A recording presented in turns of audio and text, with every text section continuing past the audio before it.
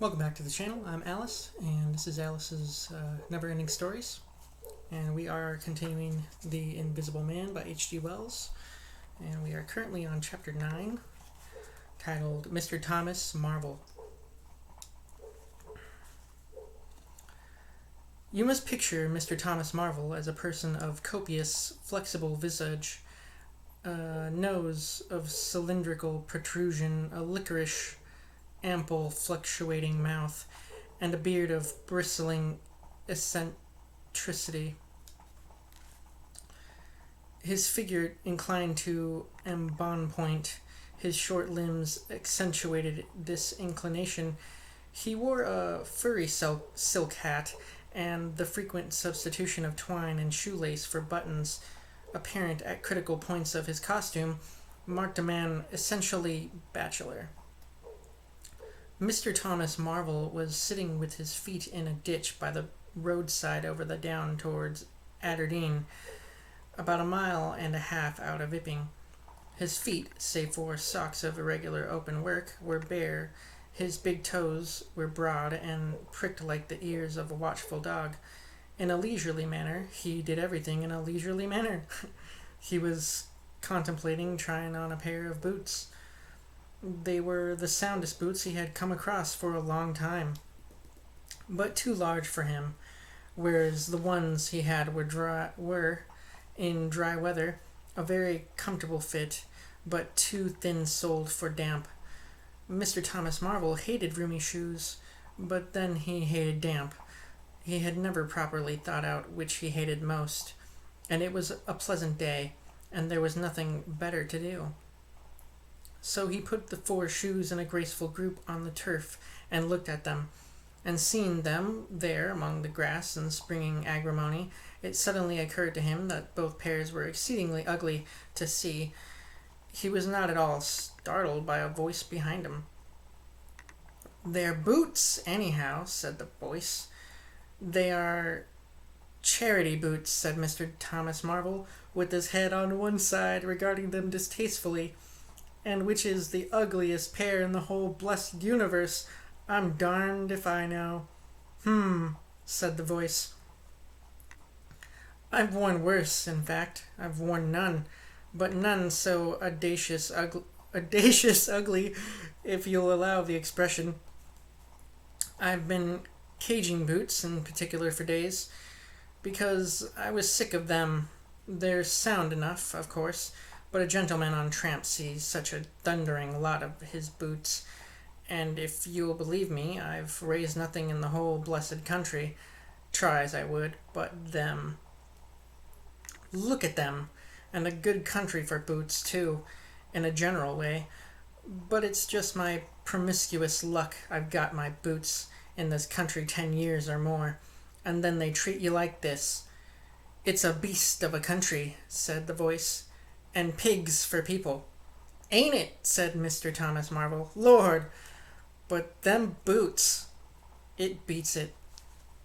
He turned his head over his shoulder to the right to look at the boots of his interlocutor with a view to view comparisons, and lo, where the boots of his interlocutor should have been, where neither legs nor boots, he was irradiated by the dawn of a great amazement.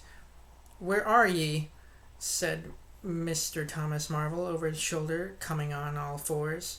He saw a stretch of empty downs with the wind swaying, the remote green-pointed furze bushes. "Am I drunk?" said Mr. Marvel. "Have I had visions? Was I talking to myself?"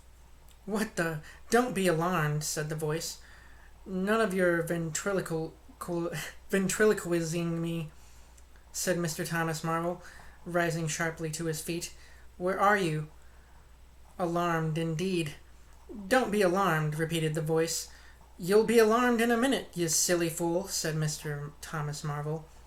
"Where are yer? Lemme get my mark on yer." "Are you buried?" said Mr. Thomas Marvel after an interval. There was no answer. Mr. Thomas Marvel stood bootless and amazed, his jacket nearly thrown off. "Pewit," said A Pewit very remote. Pewit indeed, said Mr. Thomas Marvel. This ain't no time for foolery. The down was desolate. East and west, north and south, the road with its shallow ditches and white bordering stakes ran smooth and empty north and south, and, save for that Pewit, the blue sky was empty too. So help me, said Mr. Thomas Marvel, shuffling his coat onto his shoulders again. It's the drink! I might have known. It's not the drink, said the voice. You keep your nerves steady. Ow, said Mr. Marvel, and his face grew white amidst its patches. It's the drink, his lips repeated noiselessly. He remained staring about him, rotating slowly backwards. I could have swore I heard a voice, he whispered. Of course you did. It's there again, said Mr. Marvel, closing his eyes and clasping his hand on his brow with a tragic gesture. He was suddenly taken by the collar and shaken violently, and left more dazed than ever. Don't be a fool, said the voice.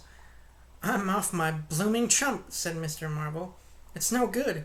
It's fretting about them blarsted boots. I'm off my blessed blooming chump, or its spirits. Neither one thing nor the other, said the voice. Listen. Chump, said Mr. Marvel. 1 minute, said the voice, penetratingly tremulous with self-control. Well, said Mr. Thomas Marvel, with the strange feeling of having been dug in the chest by a finger. You think I'm just imagination? Just imagination? What else can you be? Said Mr. Thomas Marvel, rubbing the back of his neck. Very well, said the voice in a tone of relief. Then I'm going to throw flints at you till you think differently. But where are you? The voice made no answer. Whiz came a flint, apparently out of the air, and missed Mr. Marvel's shoulder by a hair's breadth. Mr. Marvel, turning, saw a flint jerk up into the air, trace a complicated path, hang for a moment, and then fling at his feet with almost invisible rapidity. He was too amazed to dodge. Whiz it came and ricocheted from a bare toe into the ditch. Mr. Thomas Marvel jumped a foot and howled aloud. Then he started to run, tripped over an unseen obstacle, and came head over heels into a spitting position. Now, said the voice, as a third stone curved upward and hung in the air above the tramp, am I imagination? Mr. Marvel, by way of reply, struggled to his feet and was immediately rolled over again. He lay quiet for a moment. If you struggle any more, said the voice, I shall throw the flint at your head. It's a fair do, said Mr. Thomas Marvel, sitting up, taking his wounded toe in hand and fixing his eye on the third missile. I don't understand it. Stones flinging themselves, stones talking. Put yourself down, right away. I'm done. The third flint fell. It's very simple, said the voice. I'm an invisible man. Tell us something I don't know, said Mr. Marvel, gasping with pain. Where have you hid? How you do it, I don't know. I'm beat. That's all, said the voice. I'm invisible. That's what I want you to understand. Anyone could see that. There is no need for you to be so confounded impatient, mister. Now then, give us a notion. How are you hid? I'm invisible. That's the great point. And what I want you to understand is this. But whereabouts? Interrupted Mr. Marvel. Here, 6 yards in front of you. Oh, come. I ain't blind. You'll be telling me next you're just thin air. I'm not one of your ignorant tramps. Yes, I am. Thin air. You're looking through me. What? Ain't there any stuff to you? Vox, eh? What is it? Jabber, is it that? I am just a human being, solid, needing food and drink, needing covering too. But I'm invisible, you see?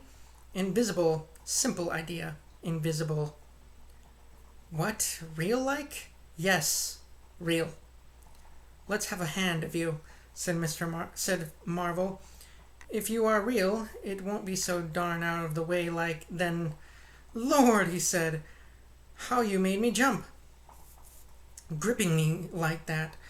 He felt the hand that had closed around his waist, or around his wrist with his disengaged fingers, and his fingers went timorously up the arm, patted a muscular chest, and explored a bearded face. Marvel's face was astonishment. "I'm dashed," he said. "If this don't be cockfighting, most remarkable. And there I can see a rabbit clean through you, 'arf a mile away. Not a bit of you visible, except," he scrutinized the apparently empty space keenly. "You haven't been eating bread and cheese?" he asked, holding the invisible arm. "You're quite right, and it's not quite assimilated into the system." "Ah," said Mr. Marvel, "sort of ghostly, though." "Of course, all this isn't half so wonderful as you'd think. It's quite wonderful enough for my modest wants," said Mr. Thomas Marvel. "How'd you manage it? How the deuce is it done?"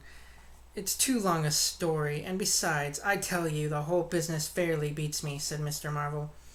"What I want to say at present is this: I need help. I have come to that. I came upon you suddenly. I was wandering, mad with rage, naked, impotent. I could have murdered you. I could have murdered, and I saw you." "Lord!" said Mr. Marvel. "I came up behind you, hesitated, went on." Mr. Marvel's expression was eloquent. "Then stopped. 'Here,' I said, 'is an outcast like myself. This is a man for me.' So I turned back and came to you.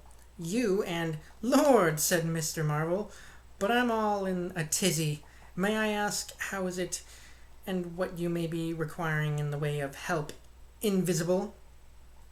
"I want you to help me get clothes and shelter, and then with other things. I've left them long enough.